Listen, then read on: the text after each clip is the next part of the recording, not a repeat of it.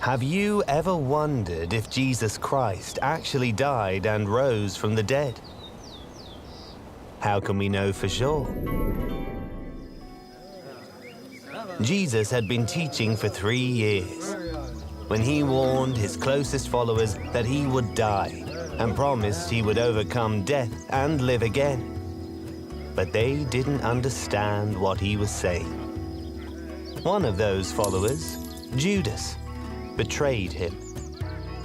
Then, religious leaders falsely accused Jesus of crimes.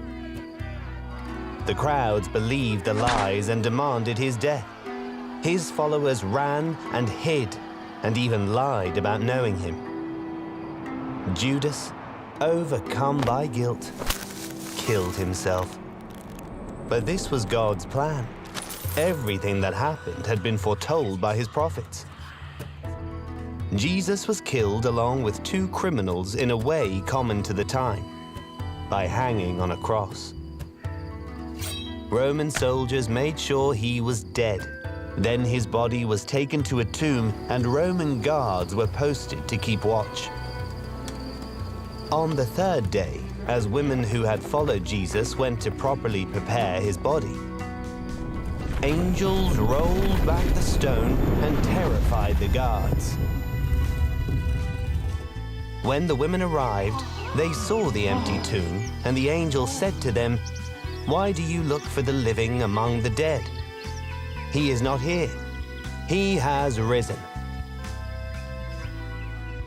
They ran to tell the disciples, but the disciples did not believe them, until Jesus stood in their midst and said, "Peace be with you." He met with them many times over the next 40 days. Before he ascended to heaven, Jesus had appeared to over 500 people. His closest followers, who had run away in fear, now understood and believed. They told others what they'd witnessed and were killed for what they taught. But the news of Jesus' death and resurrection spread throughout the world. Because of these witnesses, we can have confidence that his death and resurrection are true. Jesus died to pay the penalty for our sins. But Jesus has power over death and rose again. He is still alive in heaven and will one day return to judge the living and the dead. How will you respond to Jesus' death and resurrection?